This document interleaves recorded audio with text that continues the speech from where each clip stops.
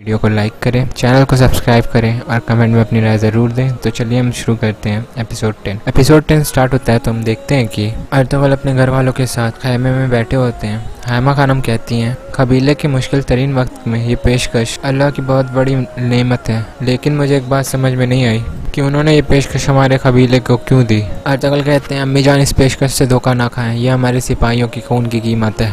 हैमा खानम कहती हैं, कैसे खून की कीमत की बात कर रहे हो? आरिफ साहब कहते हैं, हमारी कालीनें जलने से किसे फ़ायदा होगा। और अर्तुगरुल उन्हें कहते हैं कि मुझे जानदार साहब के बेटे औरल पर शक है और इन लोग इस मसाइल पर बात करते रहते हैं। और इधर दूसरी तरफ हम देखते हैं कि जानदार साहब के खैमे में औरल कहता है, कितने अरसों से मैं मेहनत से ये काम लेने की कोशिश कर रहा था, आपने ऐसा क्यों किया? जानदार साहब कहते हैं, चौधार कबीला इस मुकाम तक अपने दुश्मन बढ़ा के नहीं बल्कि एक काम कर कर पहुँचा है। और जानदार साहब अलियार से कहते हैं कि तुम इस कारोबारी सौदे की क़यादत करोगे और औरल तुम्हारी मदद करेगा।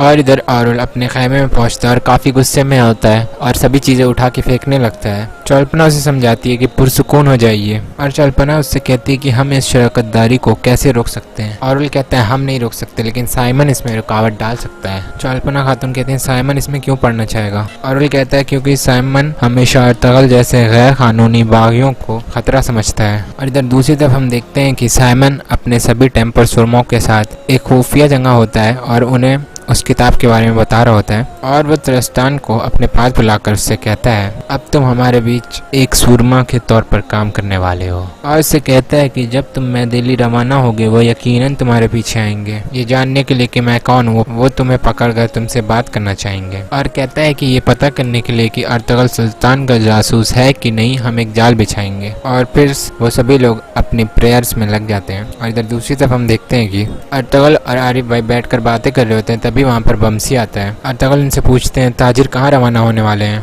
वो बताते हैं, भाई नए कैदियों के लिए गुलाम फरोश कल अयाजमंड घाट से मेदिलिया रवाना होंगे। अर्तुगरुल कहते हैं, फिर हम इसे एक और गुलाम देंगे, हम इस ताजिर के लिए बतौर दाना इस्तेमाल करेंगे। वो अलाउद्दीन के जासूसों के लिए जाल बिछाना चाहेंगे। बमसी कहता है, भाई फिक्र ना करें, हम भी इनके लिए जाल बिछाएंगे। अर्तुगरुल कहते हैं, नहीं बमसी, हम उन्हें वही देंगे जो वो चाहते हैं।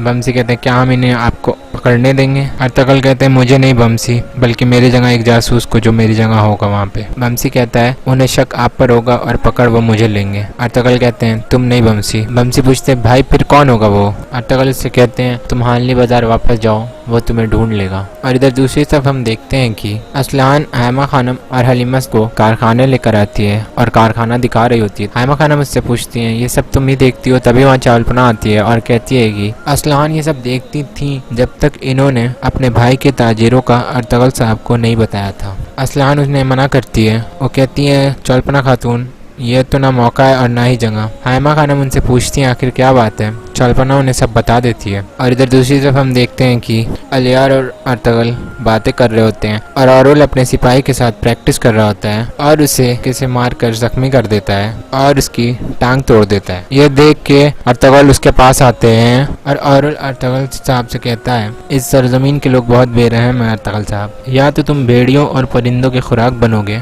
या फिर तुम्हें अच्छी तरबियत की ज़रूरत होगी। अर्तुगरुल कहते हैं, लेकिन आपको प्रैक्टिस के दौरान रहमदिल होना चाहिए। औरल कहता है, जंग में रहम कहाँ से आ गई? और कहता है, वरना आपके दुश्मन की तलवार आपकी पीठ में उस वक्त होगी जब आपको गुमान भी ना हो। अर्तुगरुल कहते हैं, तो औरल साहब कुछ दोस्त बनाने की कोशिश करें। औरल कहता है, दोस्त आजकल जहाँ आदमी अपने भाई पर भी भरोसा न हो। और उन्हें ताना मारते हुए कहता है, अर्तुगरुल साहब, ये आपसे बेहतर और कौन जानता होगा। और तभी वहाँ हलीमा आ जाती हैं और इनसे पूछती हैं कि मैंने सुना है असलहान खातून ने आपकी खातिर खुद को मुसीबत में डाल लिया, सिर्फ इसलिए कि इसने आपको इन खालीनों के खरीदारों का बताया। इसके बाबा ने इसे कारखाने की सरबराही से हटा दिया। अर्तुगरुल पूछते हैं, क्या तुम्हें इसका दुख है कि असलहान खातून से इनका काम छीन लिया गया, या फिर इसने हमें खालीनों को ताजिर का बताया? हलीमा कहती है, नहीं, मैं उसकी बहुत शुक्रगुजार हूँ, लेकिन मेरी सिर्फ एक ख्वाहिश थी कि मुझे पता होना चाहिए था। और इधर हानली बाजार में हम देखते हैं कि बमसी को बाबर एक फ़कीर की भेष में दिखता है। बमसी बाबर को देखकर बहुत खुश हो जाता है और बमसी उन्हें सारी बातें बताता है। रोशान कहते हैं, अल्लाह के करम से मैं सब जानता हूँ, मैं हर वक्त अर्तुगरुल भाई के साथ राब्ते में रहता हूँ। और इधर दूसरी तरफ हम देखते हैं कि तुर्गुत को होश आ जाता है और वो एक जगह खड़ा होता है। तभी वहाँ पर मारिया आती है और मारिया तुर्गुत के लिए तुलसी का शरबत बना के लाती है। तुर्गुत वो शरबत पीता है। मारिया उससे कुछ बातें करती है, लेकिन तुर्गुत बहुत ही उदास नजर आता है और बहुत ही परेशान दिखता है। तभी वहाँ पर बमसी आता है और बमसी से कहता है कि अगर तुम दोबारा यहाँ इन्हीं चीज़ों की बात करने आए हो तो जान लो कि मेरी राय वही है। बमसी कहता है मेरे भाई तुम्हें क्या हुआ है, क्या काफिरों की तलवारों ने तुम्हारी रूह को चीर दिया है? और तुर्गुत कहता है काफिरों ने अपनी तलवारों से मेरी रूह को नहीं चीरा बल्कि अर्तुगरुल भाई ने चीरा है। यहाँ पे तो अभी समझ में नहीं आ रहा है पर तुर्गुत बहुत अजीब सी बातें कर रहे हैं। वो बमसी से कहते हैं कि इनकी फैसलों की वजह से हमने अपने प्यारों को खो दिया, मेरा दिल अभी भी आइकस के गम से नहीं निकला और हमने अपनी सरजमीनों अपने प्यारों को पीछे छोड़ दिया। इसके बावजूद हम इनके साथ खड़े रहे जब इनके भाई भी इनके साथ ना चले और इन्होंने क्या किया, सिर्फ अपना माल बेचने के लिए हमें दाना बना दिया। बमसी उसने समझाता है, उनसे कहता है तुम ऐसी बातें नहीं कर सकते। और बमसी मारिया के पास जाके कहता है अगर तुमने मेरे भाई को जहर दिया है मैं ये सब कुछ तहस नहस कर दूंगा। तुर्गुत कहता है बस करो, मेरा दिमाग बिल्कुल ठीक है और कहता है कि आज के बाद मेरा सिर्फ एक रास्ता है और वो मेरा अपना रास्ता। अर्तुगरुल भाई का रास्ता तुम्हें मुबारक हो।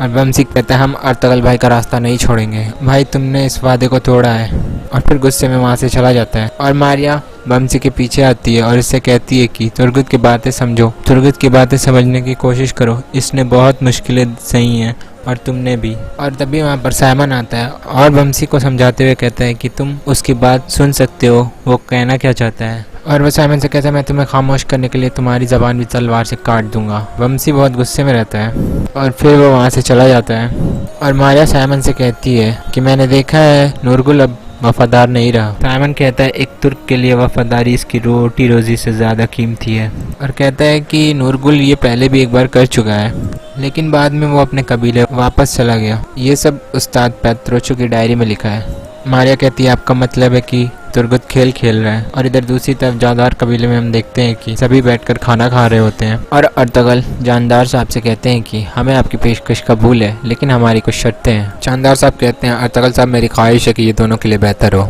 आपकी शर्तें क्या हैं? आप माली मामलात के निगरान होंगे क्योंकि आपको तिजारत के तजुर्बे हैं। ये काम हानली बाज़ार में किया जाए तो ज़्यादा मुनासिब होगा क्योंकि तैयार चीज़ों को हानली बाज़ार ले जाने में काफ़ी वक्त और मेहनत दरकार होगी। जानदार साहब कहते हैं आप ठीक कह रहे हैं अर्तुगरुल साहब, दोनों कबीलों की जगह काफ़ी दूर है, एक जगह ये काम बहुत बेहतरीन होगा और ये भी सहूलियत होगी अगर हलीमा सुल्तान कारखाने की निगरानी करें। जानदार साहब इसके लिए भी राज़ी हो जाते हैं और कहते हैं कि मेरी बेटी अलसलाहान और बहू जलपना खातून हलीमा सुल्तान की हर मुमकिन मदद करेंगी और कहते हैं कि मेरा बेटा अलियार रहनुमाई और मशवरात का निगरान होगा। और जानदार साहब औरल से कहते हैं कि साइमन से बात कर कर कोई जगह ले लो। औरल कहता है अगर वो जगह ना दे तो? जानदार साहब कहते हैं वो ताजिर है, उसे सिर्फ पैसे से मतलब है, तुमको जो कहा है तुम बस वो करो। और फिर सभी लोग दुआएं मांगते हैं। और इधर दूसरी तरफ हम देखते हैं कि अलियार तख्तमिश साहब की ज़बान लाकर आरिफ साहब को देता है और कहता है कि पता लगाएं कि क्या इस शख्स को जहर दिया गया था या नहीं, मैं आपके कबीले में आकर आपसे मिलूंगा। और फिर अर्तुगरुल और उनके घर वाले जानदार कबीले से जाने लगते हैं और वो सभी लोग एक दूसरे को दुआएं देते हैं और हंसी खुशी फिर वहाँ से चले जाते हैं। और इधर औरुल तैयार होता है अलियार के साथ साइमन के पास जाने के लिए। तभी अलियार वहाँ आता है और कहता है भाई चले। अलियार कहता है मैं तो कब से तैयार हूँ। तभी वहाँ पर बोतान आता है और कहता है कि भाई प्रैक्टिस के दौरान जिस सिपाही को चोट लगी थी वो शदीद परेशानी में है, इसकी टांग में सूजन हो गई है, समझ नहीं आ रहा है क्या करें। औरुल कहता है एक टांग ही है, ठीक हो जाएगी। अलियार पूछता है बोतान कहाँ है वो? औरुल कहता है अलियार हमें साइमन से मिलना है, हमें देर हो जाएगी। अलियार कहता है भाई वो हमारा बहादुर सिपाही है, साइमन इंतजार कर सकता है। और फिर अलियार बोतान के साथ उस खैमे में जाता है जहाँ वो सिपाही लेटा होता है। अलियार उसकी टांग देखता है और हम देखते हैं कि वो सिपाही आंखों से बोतान की तरफ इशारा करता रहता है। अलियार उसकी टांग देखता है, उसे समझ में आता है कि इसे कुछ नहीं हुआ है, ये दोनों मिलकर उसे बेवकूफ़ बना रहे हैं। अलियार गुस्से में बोतान का गिरबान पकड़ लेता है और इससे कहता है बोतान क्या तुम मेरा मजाक उड़ा रहे हो? इस आदमी को कोई मसला नहीं है। बोतान कहता है वो खामोशी से कर रहा था हुजूर, मैं समझा ये मर न जाए। अलियार उससे कहते हैं बोतान मेरा घोड़ा तैयार करो। और बस यहीं पर एपिसोड खत्म हो जाता है। अगर आप लोगों को एपिसोड पसंद आया तो प्लीज़ वीडियो को लाइक करें, चैनल को सब्सक्राइब करें और कमेंट में अपनी राय ज़रूर दें। Thank you.